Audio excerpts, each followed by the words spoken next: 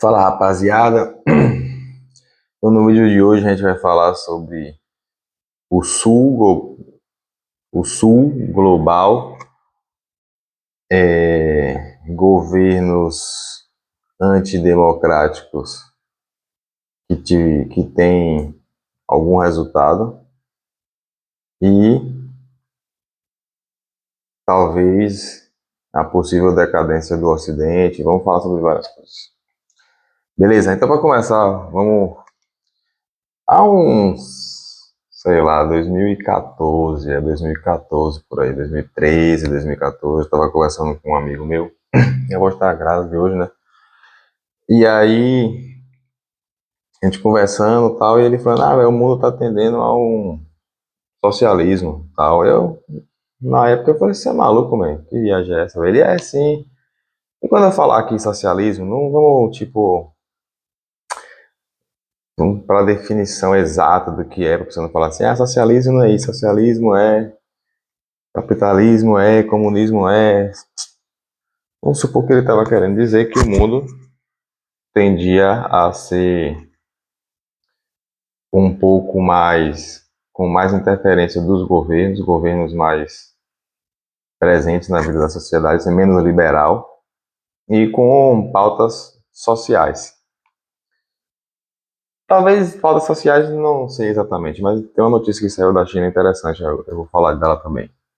E na época eu falei, você é maluco, mesmo. Todo mundo anticomunista, tipo, meio que, quando você vive na bolha, né, tipo, meio que é óbvio, tipo, capitalismo é menos pior, no mínimo, tal. Mas aí a gente chega em uma situação, que a gente está agora, que, primeiro, vamos fazer um parênteses aqui. É lógico que os Estados Unidos é uma superpotência, é a maior economia do mundo, possivelmente é a maior força militar também do mundo e tal, mas tanto os Estados Unidos como a Europa têm um grande trunfo, vamos dizer assim, uma grande arma, que é a moeda. Então, tipo, os Estados Unidos têm um dólar, os países europeus têm um euro, que para alguns países talvez não seja tão bom para os países mais pobres, mas a moeda é forte e tal. Então, beleza. E se você parar para pensar, os países do sul global, né, que não é necessariamente no hemisfério sul, mas são, vamos dizer que são os países do terceiro mundo, entre aspas, mas que estão entre as maiores economias do mundo, né? Porque uma coisa é você ser rico, outra coisa é você ter uma coisa é você ser rico no PIB, outra coisa é você ter um PIB per capita alto.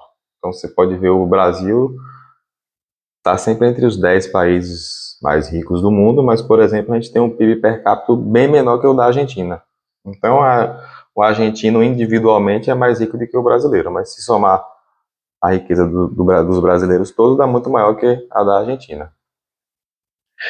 Então, beleza. Então, esses países do sul global, que seria a China, Rússia, Brasil, Índia, África do Sul, talvez Irã agora também, né?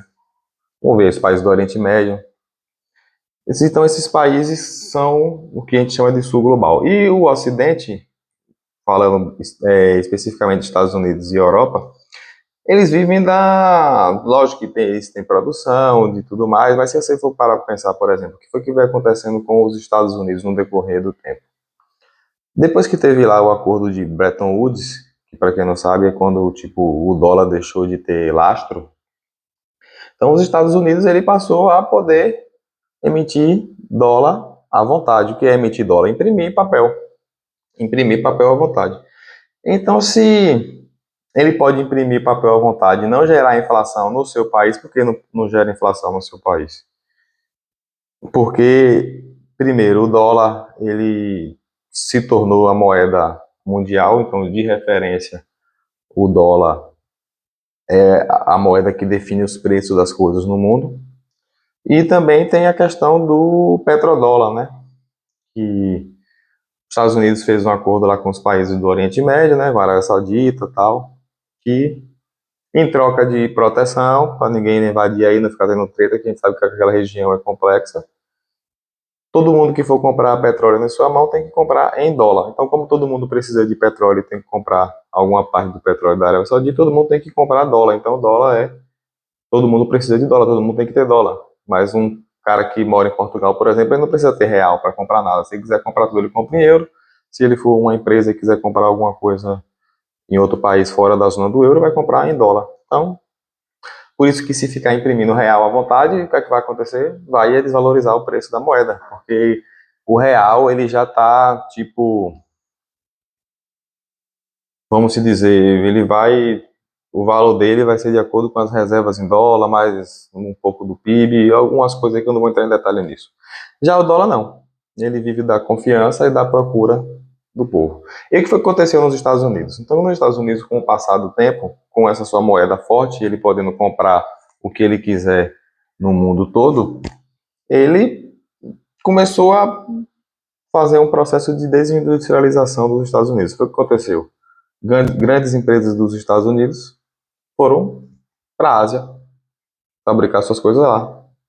Fabricado na China, em Taiwan, onde você pegar qualquer coisa sua que você pega hoje em dia em sua casa, eletrônico, até coisa de plástico e tal. Você lembra na época da Covid lá, o tanto de máscara que o povo não fabricava nem máscara, tudo era na China. Então, tipo, um país que antigamente produzia muito, e tinha uma indústria muito forte de produção de tudo, né? De consumo, carro, computador, celular, passou a ser um país um pouco de ativos financeiros. Beleza. Mas é tranquilo, porque ele basta imprimir o dólar e comprar o que ele quiser no mundo, na China, na Europa, no Brasil, que o povo produzir, no Brasil, na China, na Europa. Ele imprime o dólar, dá o dólar e pega o produto tranquilamente. Como o dólar não se desvaloriza, entre aspas, você consegue ficar vivendo nessa onda aí e criando ativos financeiros, né? Que é, depois eu falo sobre isso, mas é tipo criando promessas futuras, derivativos, várias coisas e gera uma indústria em cima daquilo ali, uma indústria do mercado financeiro e o país vive disso, mas tipo, lógico, os Estados Unidos tem produção de petróleo, tem agricultura, tem fábrica, né? Tipo, lógico, tem tudo isso. Mas ele diminuiu um pouco quando ele percebeu que, pô, eu tenho um dólar na mão aqui, eu imprimo dinheiro, posso comprar o que eu quiser, para que eu vou ficar trabalhando? Eu vou botar o povo para trabalhar para mim, eu dou o dinheiro. Como se fosse uma gangue dessa tipo Peaky Blinders, né? Tipo, eu lhe protejo aqui, e aí você tem que usar meu dinheiro. E aí, automaticamente, como todo mundo precisa de petróleo, meu dinheiro vale muito. Pá, pronto. E aí, o que foi que aconteceu? E a Europa não precisa nem falar, né? Você pega um país como a França, por exemplo, é um país que vive de brand, tirando a Alemanha ali na Europa, a Inglaterra um pouco. Países vendem queijo, vinho e marca, né? Vende marca, brand. Tem produção industrial, mas, tipo, até a agricultura que eles têm lá é comparada com o Brasil e Estados Unidos, é agricultura de subsistência, entre aspas, né? Lógico, mas aí a Ucrânia que tinha agricultura na Europa destruíram agora tal. Você vê que nos países nórdicos lá, mais eslavos, tal, Noruega, a própria Alemanha, acho que a Holanda, assim, Países Baixos, teve aquela revolta da galera das fazendas, volta e meia tem, né? Porque há uma pressão absurda de controles de climático, então tem um controle muito grande sobre a produção agrícola na Europa também. Sim, beleza. Então, o que foi que aconteceu? Pelo fortalecimento dessa moeda, pela obrigação, pela necessidade, pela confiança de todo mundo ter suas reservas em dólar e tudo mais, o dólar virou a moeda que é o que a gente sabe que é hoje. E de junto com o dólar vem o euro e tal, aquela coisa. E aí os países meio que se desindustrializaram, diminuíram, no mínimo diminuíram seu ritmo de expansão na indústria, e essa indústria foi toda para a Ásia, onde eles produzem tudo. Quando teve a intervenção militar, a operação especial russa na Ucrânia, a guerra da Ucrânia, o que você quer chamar? Foi o que os Estados Unidos fez. Vamos bloquear aqui a Rússia no sistema SWIFT dos bancos, ou seja, ela não vai poder mais comprar com outros países e vamos congelar o dinheiro dela em dólar aqui. E aí a Rússia vai quebrar e vamos ganhar a guerra assim, entre aspas, resumindo tudo bem resumido. Só que foi o que aconteceu?